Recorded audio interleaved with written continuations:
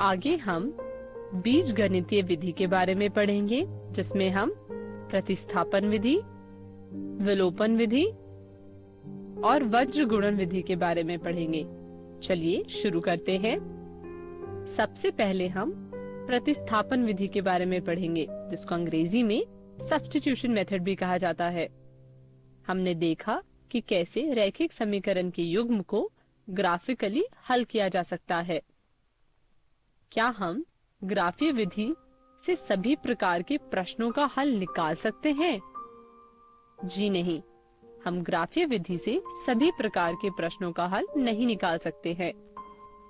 जैसे कि अगर हम बिंदु √3, 2√7 और -1.75, 3.3, 4/13, 1/19 इत्यादि लेते हैं, तो इसे ग्राफ पर निरूपित करने के लिए हम आसानी से गलती कर सकते हैं। तो प्रश्न ये आता है कि क्या हल को ज्ञात करने के लिए ग्राफीय विधि के अलावा कोई और विधि भी है क्या? चलिए प्रतिस्थापन विधि से शुरू करते हैं और इसे एक उदाहरण के द्वारा समझते हैं। दिए गए समीकरण 1 और समीकरण 2 को प्रतिस्थापन विधि से सॉल्व करें। आइए देखते हैं कि किस प्रकार प्रतिस्थापन विधि का प्रयोग करके इस उदाहरण को सॉल्व कर सकते हैं। सबसे पहले हम दोनों में से एक समीकरण को लेंगे और उस समीकरण के एक चर को दूसरे चर के रूप में लिखेंगे। चलिए तो समीकरण 2 को लेते हैं और इसे x बराबर 3 - 2y समीकरण 3 के रूप में लिख लेते हैं। यहाँ हमने बस 2y को एक तरफ से दूसरी तरफ भेज दिया है। x बराबर 3 - 2y समीकरण 1 में प्रतिस्थापित करने पर हमें 7 × 3 - 2y - 15y बराबर 2 मिला, जिसे हल करने पर हमें y बराबर 19/29 मिलेगा।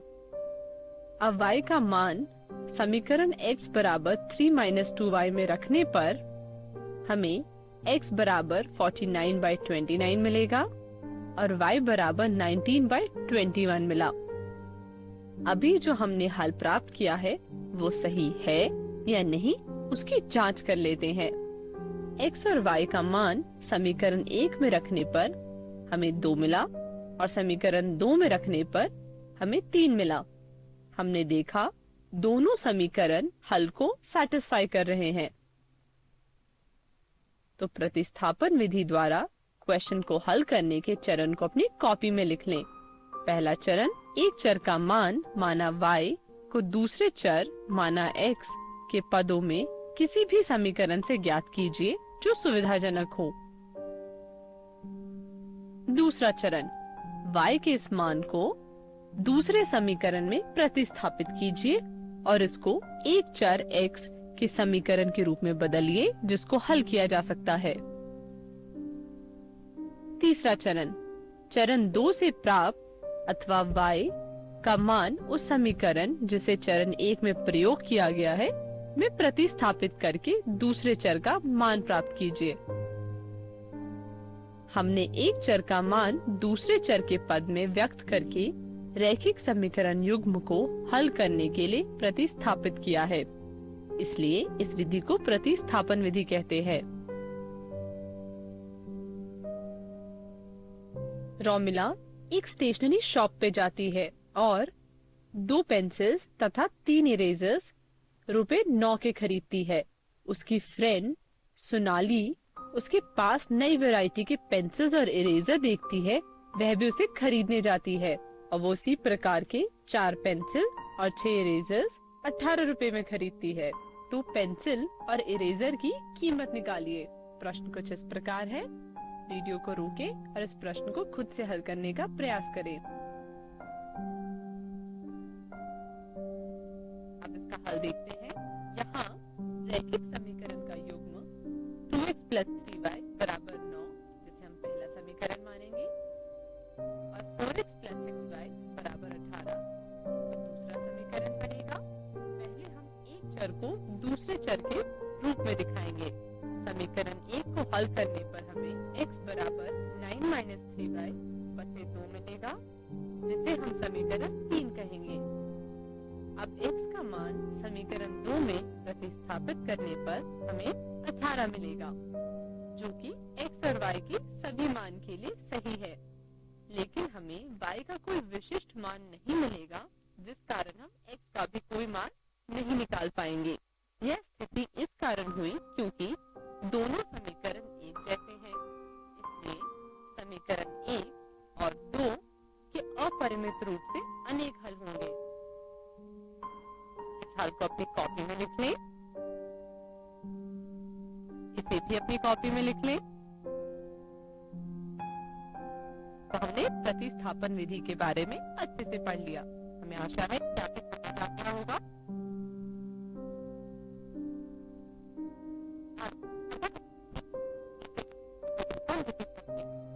के बारे में पढ़ते हैं। चलिए उदाहरण के माध्यम दो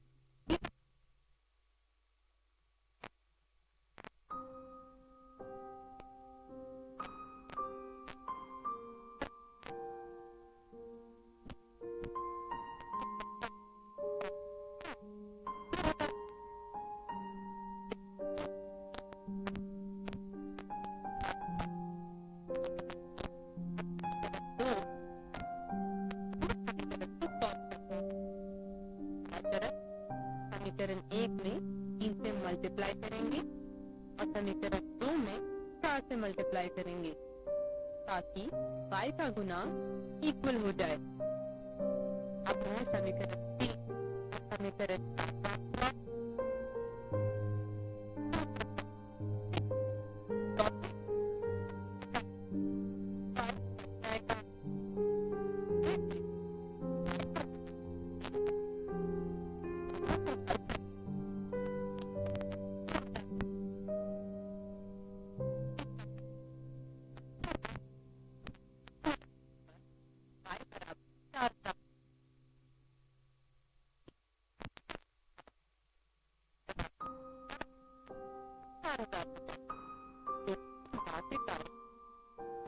बराबर 12,000 और 10 बराबर 12,000 है। आइए सॉल्यूशन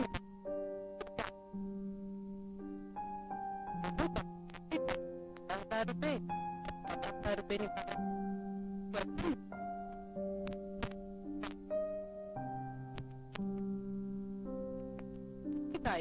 आप निकालते हैं तो व्यक्ति आता है जो एक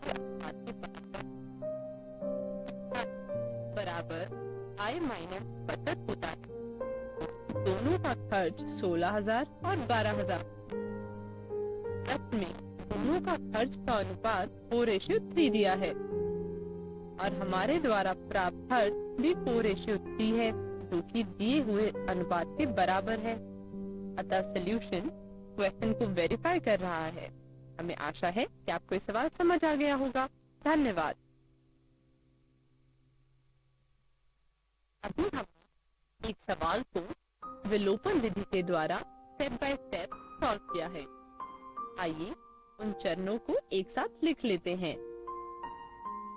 पहला चरण, सबसे पहले दोनों समीकरण को उपयुक्त शून्येतर अक्षरों से किसी एक चर x अथवा y के गुणांकों को संख्यात्मक रूप से सम्मान करने के लिए गुणा कीजिए।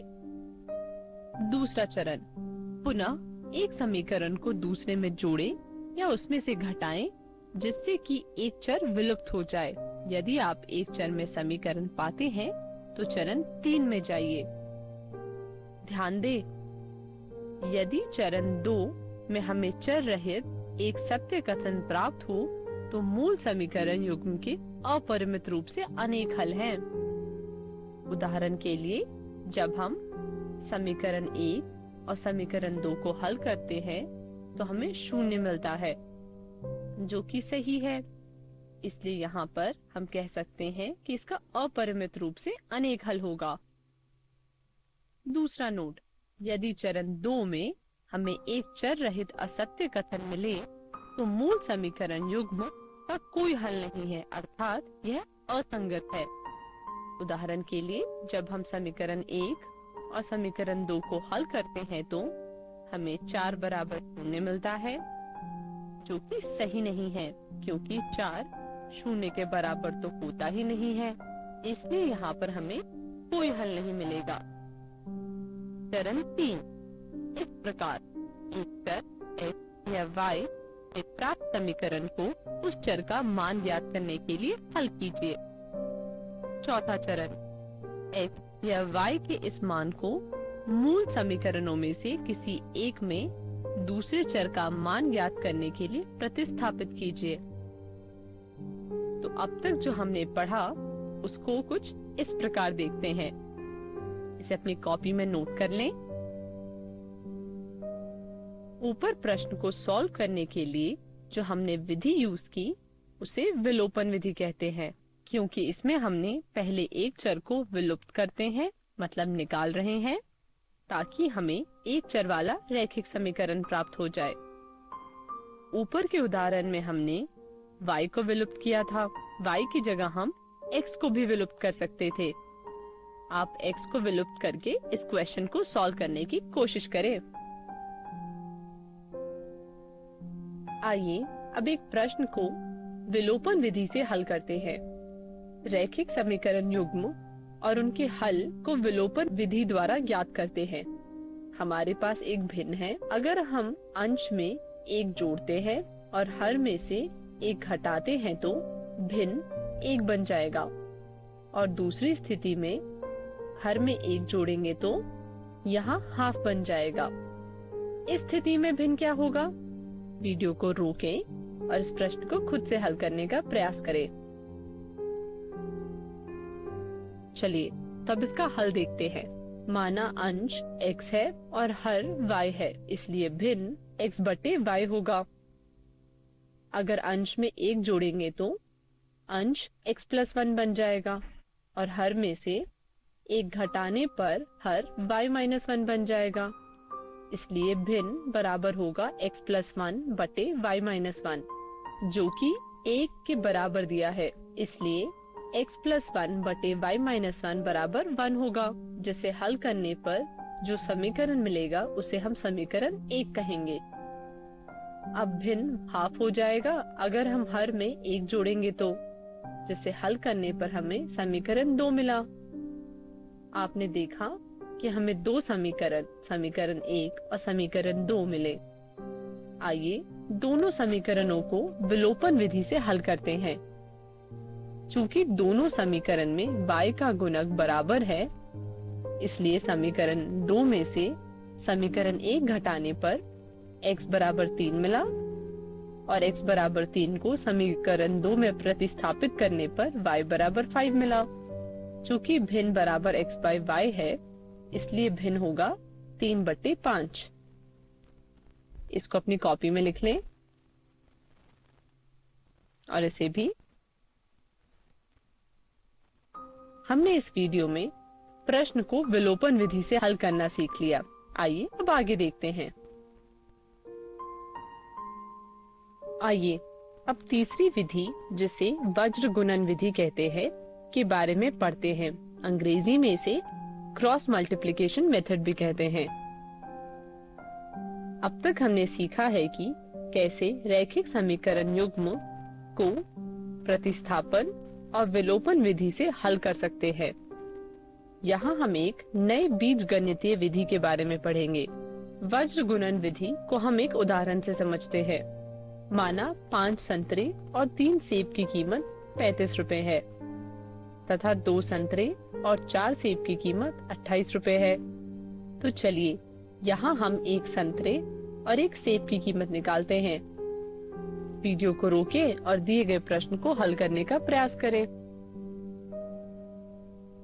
चलिए तो इसका हल देखते हैं। आपने देखा कि हमें दो समीकरण, समीकरण 1 और समीकरण 2 मिले और दोनों समीकरण को a1 plus x plus b1 plus y plus c1 बराबर 0 और a2 plus x plus b2 y plus c2 बराबर 0 के रूप में लिखने पर हमें समीकरण 3 और 4 मिलेगा। यहाँ a1 बराबर 5, b1 बराबर 3 और c1 बराबर -35 है तथा a2 बराबर 2, b2 बराबर 4 और c2 बराबर -28 है। तो समीकरण 3 और 4 को हल करने पर x बराबर 4, y बराबर 5 मिला। यहाँ जो तरीका इस्तेमाल किया गया है इसके बारे में हम आपको जल्द ही बताएंगे।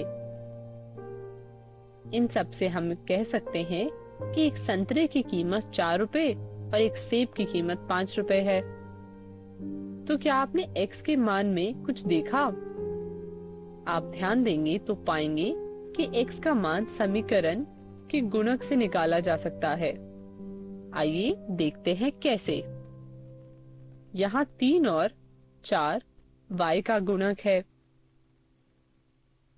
तथा 5 और 2 x का गुणक है। इसी प्रकार -35 और -28 अचर है।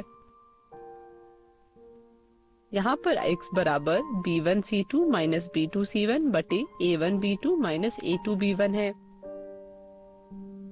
और इसी प्रकार y बराबर a2c1 माइनस a1c2 बटे a1b2 माइनस a2b1 है। हमने देखा कि गुणक की मदद से x और y का मान निकाला जा सकता है। आइए पूरी प्रक्रिया को अपनी कॉपी में लिख लेते हैं कि कैसे समीकरण 1 और 2 से x और y के मान निकाले जाते हैं। पहला चरण कुछ इस प्रकार है, इसे आप अपनी कॉपी में लिख लें। यह दूसरा चरण है, इसे भी अपनी कॉपी में लिख लें। यह तीसरा चरण है, इसे भी अपनी कॉपी में लिख लें।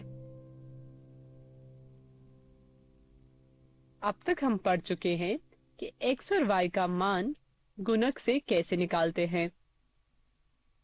आपको याद होगा हमने पढ़ा था कि अनुपात की मदद से हम आसानी से बता सकते हैं कि रेखा प्रतिच्छेद कर रही है या समांतर है या फिर समपाती है। आइए इसी आधार पर एक प्रश्न करते हैं। कृपया प्रश्न को पढ़ें और इसका सही उत्तर से इसे मिलान करें। समय समाप्त। चलिए इसका सही उत्तर देखते हैं। A को हम थर्ड से मिलाएंगे, B को फर्स्ट से और C को सेकेंड से। अतः सही उत्तर यह होगा। आइए अब हम वज्र गुणन विधि के बारे में पढ़ते हैं। हम जानते हैं कि x बराबर x बटा 1 लिखा जा सकता है और b1c2 माइनस b2c1 को 1 से गुना करने पर हमें मिलेगा x बटे b1c2 माइनस b2c1 बराबर 1 बटे a1b2 माइनस a2b1। और इसी प्रकार y के लिए हमको ऐसे ही समीकरण मिल जाएगा।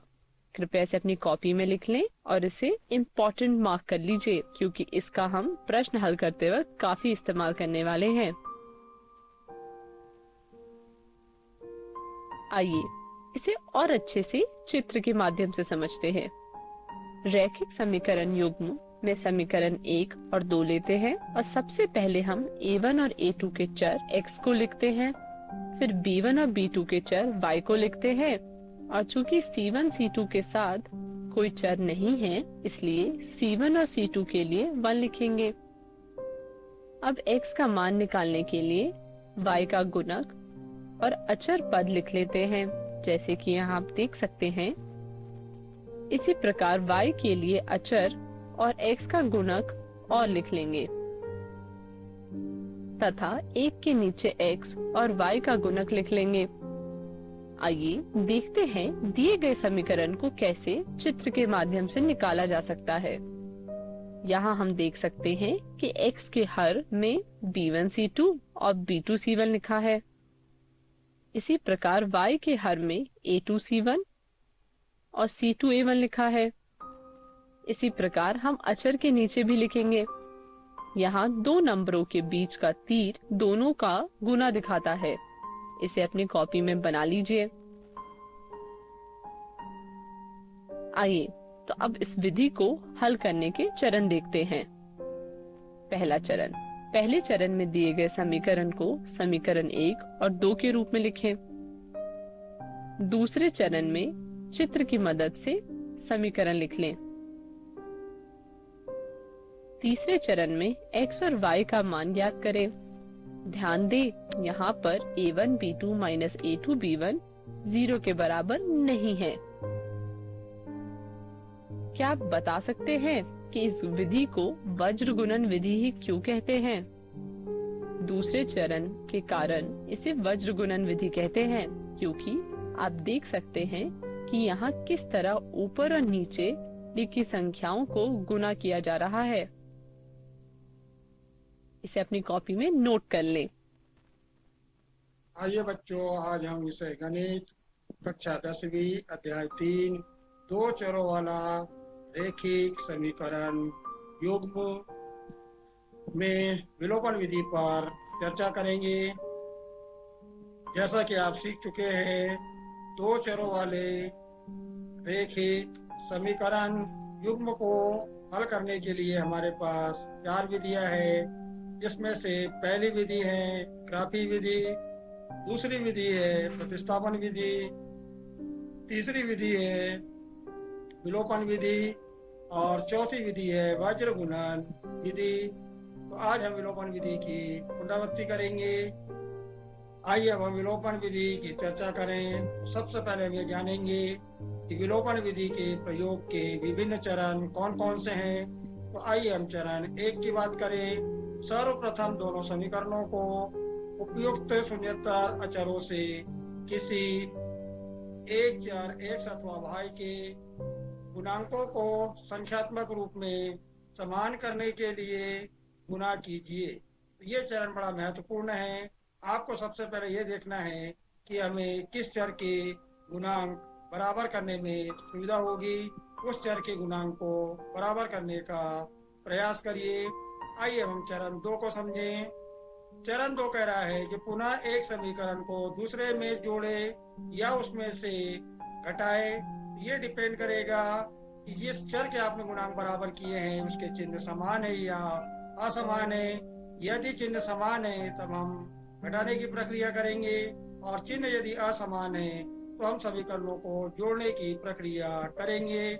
तो पुनः एक समीकरण को दूसरे में जोड़े या उसमें से घटाए जिससे कि एक चर विलुप्त हो जाए। यदि आप एक चर में समीकरण पाते हैं तो चरण 3 में जाइए। यदि चरण 2 में हमें चर रहित एक सत्य कथन प्राप्त होता है तो मूल समीकरण युग्म के अपरिमित रूप से अनेक हल होंगे। यदि चरण 2 में हमें एक चर रहित असत्य कथन मिले तो मूल समीकरण युग्म का कोई हल नहीं होता है, अर्थात यह असंगत है। तो यहाँ पर आपको ध्यान रखना है कि चरण 2 के बाद हम चरण 3 पर तब पहुंचेंगे जब हम पाते हैं कि हमें एक चर में समीकरण मिल चुकी है तो हम चरण 3 में प्रवेश करेंगे। यदि हमें चरण 2 में चर रहित एक सत्य कथन प्राप्त होता है तो हम कहेंगे कि समीकरण युग्म के अपरिमित रूप से अनेक हल होंगे। और यदि हमें एक चर रहित असत्य कथन मिले तो मूल समीकरण युग्म का कोई हल नहीं होता है और हम इसे कहेंगे कि यह असंगत है। आइए अब हम चरण नंबर 3 की बात करें। आइए अब हम चरण 3 को समझें। इस प्रकार एक चर x अथवा y में प्राप्त समीकरण को उस चर का मान ज्ञात करने के लिए हल कीजिए। तो चरण 3 से आपको या तो x का मान प्राप्त होगा या फिर y का मान प्राप्त होगा। इस प्रकार से अब हम चरण नंबर 4 में प्रवेश करेंगे। तो चरण नंबर 4 में आपको याद रखना है कि x अथवा y के इस मान को मूल समीकरणों में से किसी एक में दूसरे चर का मान ज्ञात करने के लिए प्रतिस्थापित कीजिए। यहाँ पर आपको इस बात को समझना है कि चरण 3 से यदि हमें x का मान प्राप्त हुआ है तो मूल समीकरणों में से किसी एक में रख करके हम y का मान ज्ञात कर लेंगे। यदि हमें चरण 3 से y का मान प्राप्त हुआ है तो चरण 4 में हम मूल समीकरणों में से किसी एक चर में y का मान रख करके x का मान ज्ञात कर लेंगे। इस प्रकार से आपने विलोपन विधि को हल करने के 4 चरण, चरण 1, चरण 2, चरण 3, चरण 4 को जानने का प्रयास किया। आइए अब हम विलोपन विधि के विभिन्न चरणों का उपयोग करते हुए एक प्रश्न को हल करें। पहली समीकरण है 3x माइनस 5y माइनस 4 बराबर से 0 और दूसरी समीकरण है 9x बराबर से 2y प्लस 7। आइए हम इन सबसे पहले इन दोनों समीकरणों को नोट कर लें और इन्हें दे दें समीकरण नंबर 1 और समीकरण नंबर 2। जैसा कि आप देख रहे हैं कि समीकरण नंबर 1 व 2 x प्लस बी वाई बराबर से c के रूप में नहीं लिखी हुई है, तो सबसे पहले इन दोनों समीकरणों को हम x धन बी वाई बराबर c के रूप में लिखेंगे। तो पहली समीकरण हो जाएगी 3x माइनस 5y बराबर से 4, इसे हम समीकरण नंबर 3 देंगे। दूसरे समीकरण को लिखेंगे 9x माइनस 2y बराबर से 7, ये हो गए समीकरण नंबर 4। आइए अब हम चरण नंबर 1 में प्रवेश करते हैं। तो चरण 1 में आपको बताया गया था कि या तो चर x के गुणांक बराबर करेंगे या हम चर y के गुणांक बराबर करेंगे। तो आइए अब हम यहाँ हल करने में चरण नंबर 1 में दोनों समीकरणों में y के गुणांक को बराबर कर रहे हैं। तो हमने यहाँ लिखा है कि समीकरण नंबर 3 में 2 का एवं समीकरण नंबर 4 में 5 का गुणा करने पर 2 का गुणा करेंगे हम 3x माइनस 5y बराबर से 4 में, तो हमें मिलेगा 2 गुना कोष्टक में 3x माइनस 5y बराबर से 4 गुना 2। 2 से हम गुणा करेंगे तो हमें मिलेगा 6x माइनस 10y बराबर से 8। इस समीकरण को हम दे देंगे समीकरण नंबर 5। तो ये इस प्रकार से हमने समीकरण नंबर 5 को तैयार कर लिया। अब हम समीकरण नंबर 6 को तैयार करेंगे, अर्थात समीकरण नंबर 4 में हम गुणा करेंगे 5 का। तो आइए हम देखते हैं कि आगे हम किस प्रकार से इसको सरल कर रहे हैं। आइए अब हम समीकरण नंबर 4 में 5 का गुणा करें। गुणा हमें इस बात का ध्यान रखना है कि दोनों पक्षों में करना है। तो हमें मिलेगा 45x माइनस 10y बराबर से 35, इसे हम दे देंगे समीकरण नंबर 6। आइए अब हम चरण नंबर 2 में प्रवेश करें। तो चरण नंबर 2 में आपको बताया गया था कि या तो हम इन दोनों समीकरणों को जोड़ेंगे या समीकरणों को हम घटाएंगे। चूंकि y के गुणांक बराबर है और चिन्ह समान है, अर्थात हम समीकरण 5 में से समीकरण 6 को घटाएंगे। तो घटाने पर आप देख रहे हैं कि समीकरण नंबर 6 के चिन्ह हमें बदलना पड़ेगा। प्लस का माइनस, माइनस का प्लस, प्लस का माइनस हो जाएगा। 6x माइनस 45x के स्थान पर लिखेंगे minus 39x, minus 10y plus 10y cancel हो जाएगा। 8 माइनस 35 के स्थान पर हम लिखेंगे माइनस 27, माइनस से माइनस को हम निरस्त कर देंगे तो 39x बराबर से हमें मिलेगा 27। ये अब हम प्रवेश करेंगे यहाँ पर चरण 3 में, अर्थात हम x का मान ज्ञात करेंगे। तो x का मान ज्ञात करने के लिए हम इसे लिखेंगे 27 बटे में 39, इसे हमें सरलतम रूप में लिखना चाहिए। इसे हम लिखेंगे 9 बटे 13, क्योंकि 27 और 39 दोनों में 3 का भाग जा रहा है, तो हम यहाँ लिखेंगे 9 बटे 13। इस प्रकार से हमें x का मान 9 बटे 13 प्राप्त हो गया। आइए अब हम चरण 4 में प्रवेश करें। तो जैसा कि आपको मालूम है कि चरण 3 में या तो हमें x का मान प्राप्त हुआ होगा या y का मान प्राप्त होगा। जैसा कि आप देख रहे हैं कि समीकरण नंबर 1 में हम x बराबर से 9 बटे 13 रखेंगे, क्योंकि चरण 3 में हमें x का मान 9 बटे 13 प्राप्त हुआ था। और इसको जब हम सरल करेंगे तो सरल करने पर हमें x का मान 9 बटे 13 रखने पर हमें y का मान प्राप्त हो जाएगा। तो 3 गुना 9 बटे 13 माइनस 5y माइनस 4 बराबर से 0, या इसे हम लिखेंगे 27 बटे 13 माइनस 5y माइनस 4 बराबर से 0। और आगे हम सरल करेंगे तो माइनस 5y बराबर से 4 माइनस 27 बटे 13 माइनस 5y बराबर से हो जाएगा ये 52 माइनस 27 बटे में 13, या माइनस 5y बराबर से 25 बटे में 13। 5 से हम 25 को भाग दे देंगे या उसको हम निरस्त कर देंगे तो हमें मिलेगा y बराबर से माइनस 5 बटे 13। इस प्रकार से हमने x और y दोनों मान प्राप्त कर लिए। अतः समीकरण निकाय का हल x बराबर से 9 बटे 13 व y का मान होगा -5/13। ये इस प्रकार से विभिन्न चरणों का उपयोग करते हुए इस प्रश्न को हमने विलोपन विधि के माध्यम से हल कर लिया। धन्यवाद बच्चों। नमस्कार प्यारे बच्चों, मेरा नाम श्रीमती रागिनी सैनी है। मैं शासकीय कन्या उच्चतर माध्यमिक विद्यालय बरखेड़ी में विज्ञान विषय की शिक्षिका हूँ। आज हम कक्षा 10 के अध्याय 6 जैव प्रक्रम का अध्ययन करेंगे, जिसके अंतर्गत हम जीवों में होने वाले पोषण का अध्ययन करेंगे। जैसा कि अब आपने अपने आसपास देखा होगा, कई तरह